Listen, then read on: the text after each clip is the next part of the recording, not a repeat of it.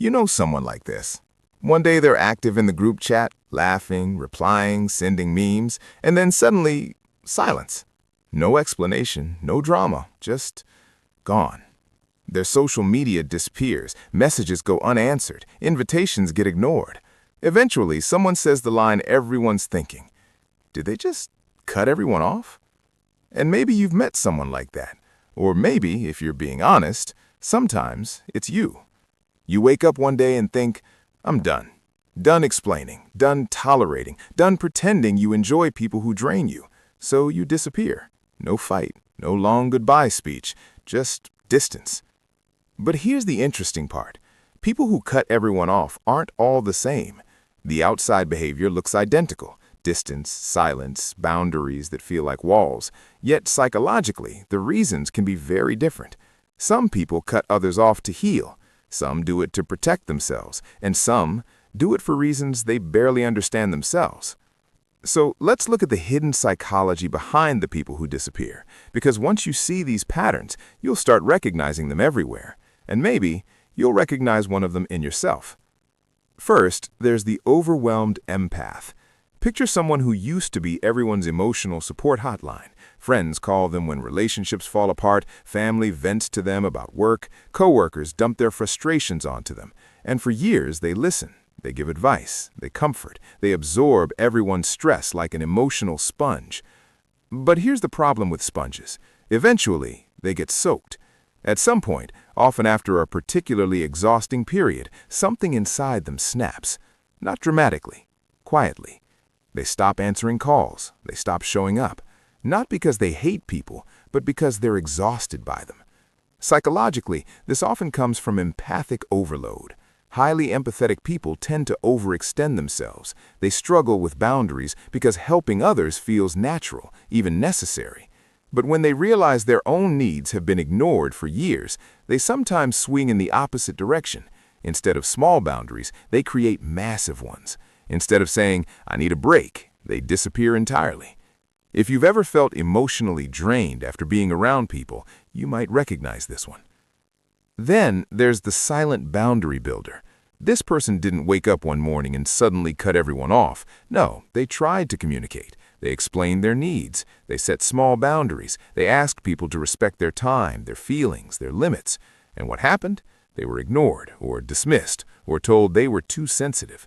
So eventually, they stopped explaining. Here's the psychological twist. When someone feels repeatedly unheard, they often stop communicating altogether. Why argue if nothing changes? Why explain yourself to people who don't listen? So instead of fighting, they choose the simplest solution: distance. From the outside, it looks cold, but internally, it often feels like relief. They didn't leave suddenly. They left after years of trying.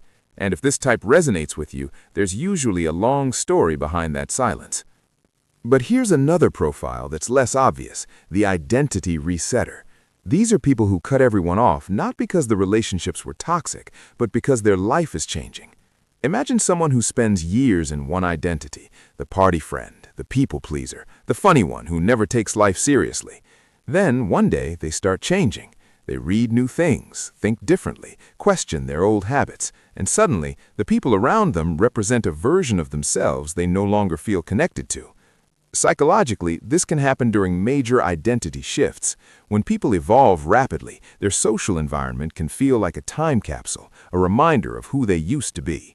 So instead of slowly renegotiating those relationships, they wipe the slate clean. New habits, new goals, new circle. Sometimes this looks harsh to outsiders, but internally, it feels like survival. Because growth can be uncomfortable, especially when the people around you expect you to stay the same. Then there's the avoidant disappearing act. This one is more complicated. These people also cut others off, but the reason isn't empowerment, it's discomfort. People with avoidant attachment styles often struggle with emotional closeness. Intimacy feels overwhelming. Conflict feels terrifying. So when relationships become too intense, arguments, expectations, vulnerability, they retreat fast. Instead of working through the tension, they disappear, ghosting, blocking, cutting off contact. It's not necessarily cruel or intentional. It's often a deeply learned defense mechanism. Their brain associates closeness with danger, so distance feels like safety. But here's the tragedy. While this strategy protects them from emotional discomfort, it also prevents the deep connections they secretly want. If you've ever known someone who seemed warm until things got serious and then suddenly vanished, you may have witnessed this pattern. But here's the twist most people don't talk about. Sometimes cutting everyone off isn't about other people at all. It's about control. Life feels chaotic. Relationships feel unpredictable. So someone decides, if I remove everyone, nothing can hurt me. It creates the illusion of peace. No drama, no expectations, no disappointments. Just quiet. And for a while, it works. But humans are social creatures. Isolation eventually brings its own kind of pain. That's why the psychology of cutting people off is so fascinating. The same behavior, disappearing, can come from healing, burnout, growth, fear, or avoidance. From the outside, we see silence. Inside, there's usually a complicated story. So, if you've ever felt the urge to cut everyone off, it might be worth asking yourself a question. What are you actually trying to escape? Is it toxic relationships, emotional exhaustion, a version of yourself you're trying to leave behind, or the discomfort of closeness?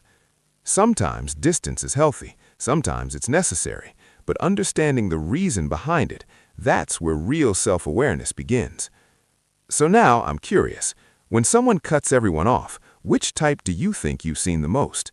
The overwhelmed empath, the silent boundary builder, the identity resetter, or the avoidant disappearing act? Maybe it's someone in your life. Maybe it's you. Either way, the psychology behind it might be more human than it first appears. And if you enjoy exploring the hidden patterns behind human behavior, the strange little psychological habits we all have, stay curious, because the mind always has another story hiding beneath the surface.